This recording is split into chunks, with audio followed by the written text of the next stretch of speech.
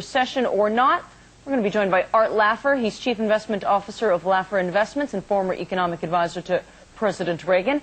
And Peter Schiff, he's president of Euro Pacific Capital. Gentlemen, thanks for being here. Peter, I want to start with you. Although there are more and more people saying that the U.S. economy will be in a recession next year, it is still a minority position. Why do you think that a recession is coming, and just how bad is it going to be?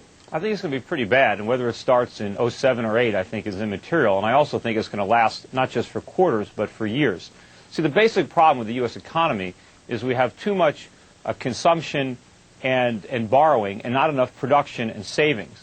And what's going to happen is the American consumer is basically going to stop consuming and start rebuilding his savings, especially when he sees his home equity evaporate. And when you have the economy 70% consumption, you can't address those imbalances without a recession. You know, rather than the recession being resisted, it should really be embraced, because the disease is all this debt-financed consumption. The cure is that we stop consuming and start saving and producing again, and that's a recession. And sometimes, you know, medicine tastes bad, but you got to swallow it. Art Laffer, you hear him? He says the consumer's going to slow down in order to rebuild the savings. And you know that two-thirds of the American economy is driven by the consumer. Do you believe that? No, I don't believe any of it whatsoever, Michelle. Excuse me. But, you know, what he's saying is that savings is way down in this country, but wealth has risen dramatically. The United States economy has never been in better shape.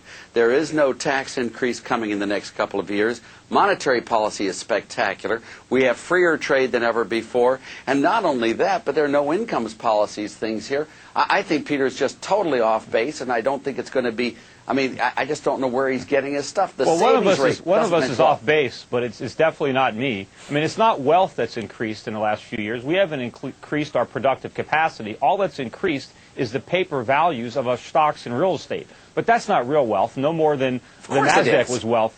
When you see the stock market come down and the real estate bubble burst, all that phony wealth is going to evaporate. And all that's going to be left is all the debt that we accumulated to foreigners. Peter, I'm going to take a bet with you on this one. I'll bet you a penny on this one that if you'll sign a letter saying that if you're wrong, you'll sign a letter that you were wrong to me in this, but you're just way off base. There is nothing out there that tells us we're going to have a nice slowdown, but it's not going to be a crash. Let me ask you this. I'll bet you a lot more than a penny. Big question. Will homes be worth more or less in 2007?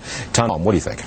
You're going to see prices go up about 10%. Here's why. Because you're going to come into a regular, normal market, and in regular, normal markets, that's about what kind of appreciation you get. Home prices up 10% in the coming year. Peter, what do you say?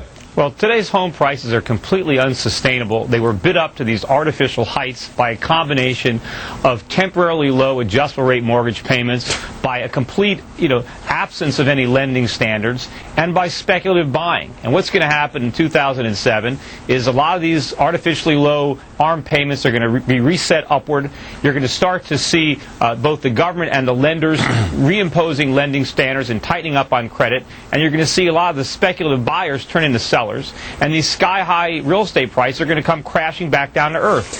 First of all, I have no idea what Peter Schiff is talking about. I agree with Tom. I think they're going to be probably up to about 10%. What artificial lending standard are you talking about? What's word to Peter? Most of the profits that people have in real estate are going to vanish, just like the profits in the dot-coms in 1999-2000. It's a fantasy. People can't sell their house. The inventories are exploding all over the country. Houses are on the market for 6 months a year. There's no bidders. The price is going to fall through the floor. You guys are deluding yourselves. We heard it loud and clear from all of our panelists. We thank you very much. Einstein, you say this could be a perfect storm for buyers. What do you mean? I mean that the credit crunch is way overblown. The financials are being given away. They're so unbelievably cheap. Many of the resource companies have gotten really whacked and are cheap at this point. The subprime problem is a problem, but it's a tiny problem in the context of this economy. The storm is a problem, but it's a tiny problem. Meanwhile, it's as if nuclear war has struck the financials and really struck the whole market. It's a buying opportunity, especially for the financials, maybe that I've never seen before in my entire life. Trace, this is just getting started. It's not just subprime. This is a problem for the entire mortgage industry. It's not just people with bad credit that committed to mortgages they can't afford. It's not just people with bad credit who are going to see their home equity vanish. And it's not limited to mortgage credit. Americans are going to have a difficult time borrowing money to buy cars, to buy furniture, to buy appliances.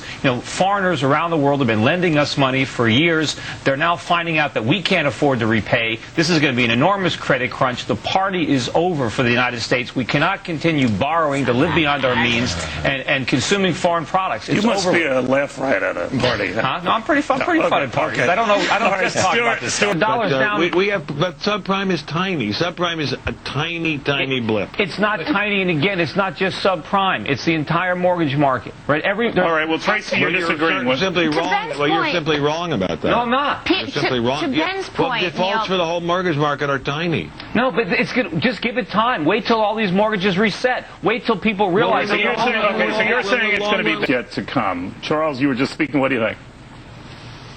I think volatility is going to be here until we can look at the books of major financials, so that means until the next round of earnings, but I think the worst is over. Ben?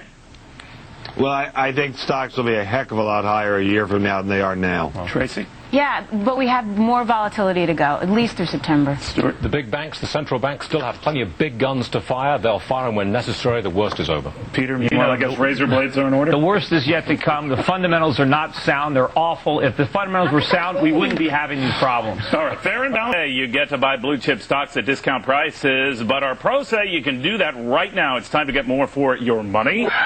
Ben, what have you got, my friend? Well, the financials, as I keep saying, are just super bargains. I particularly like Merrill Lynch, which is an astonishingly well-run company. You know, a couple of days ago it was trading at barely more than 7 times earnings. Financials typically trade at a low P, but this is a joke. This stock is, they might as well be putting it in cereal boxes and giving it away. That's how cheap it is. Charles, what do you think of that?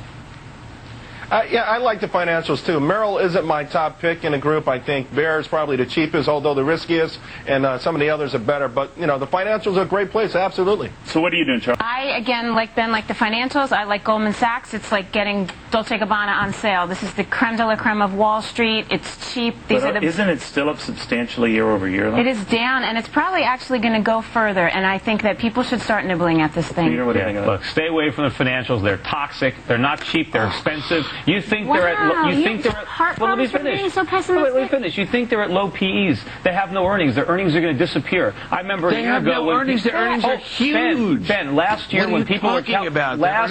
Last year when people were recommending home builders and they were talking about they're at 5 or 6 times earnings, I said those earnings are fantasy. They're not going to be here. Fantasy about that. No, I'm talking. No, there's a lot of losses coming up in the future. These financials are going to get hit, and they're going to get hit hard. Don't believe what these forecasts are for future earnings. No, it's not. They're going lower. All right, Peter, I wish we had more time with you. I know you want to continue that expose on Santa Claus. Peter, you agree with that? Well, I think it's going to be an issue, but I think the economy in general is going to be a bigger issue. I think certainly by November it'll be obvious to just about everybody that we're in a pretty severe recession. I think a lot of the voters already know that. Just some of the people here in Wall Street haven't figured it out yet. But I think that the recession, the economy in general, is going to be a much bigger issue. And unfortunately, I think, you know, it's not tax cuts that we need. We really need a lot of spending cuts. The government has to cut spending because if they cut taxes and then just print the difference, what we get is inflation instead. So we have a little bit more money in our paychecks, but we have to pay a lot more for food, we have to pay a lot more for energy, and of course eventually we're going to see a big increase in interest rates as a result of all this inflation. All right, Charles, the crystal ball. Well, you know, if it's between boom and bust, I'll go with boom. I know the first half of the year is going to be tough. There's no doubt about it. But I think by the second half of the year, all these interest rate cuts will work their way through the system. Obviously, I think the housing market will be a lot better than it's been in 2007. The auto market, jobs, unemployment about 4.7%. And I think, Peter, inflation is going to be held in check. What do you like, Charles? Washington Mutual, and I'll add the caveat up front. This is a high-risk play, right? We're catching a falling knife. No kidding. What do you got for us? Well, I think in general people should stay away from stocks. It's going to be another bad year. I'm recommending the ETF GLD. I mean, gold has been doing incredibly well. As I mentioned earlier, it was up 33% last year. I think gold's going to go over $1,000 an ounce next year. I think U.S. stocks are going down. I think the Dow's going to go to 16,000, but the big winner will be NASDAQ. So I think everyone should have some exposure to the NASDAQ. Even now, after the run-up we've had. Oh, absolutely. What do you got going? Well, it might be a big year, just big losses. And, you know, I think what's going to happen now is we're going to see the subprime type loss scenario unfolding in other asset classes, such as bonds backed by auto loans, credit card debt. And that's really going to, you know, pull the rug out from under the consumer when not only can he borrow money to buy a house, but he can't borrow money to buy a car. He can't use his credit card at a department store because the people who hold all this debt and Wall Street securitized these bonds the same way they did with the subprime bonds, they're going to lose a lot of money and it's going to be a bigger credit card. All right.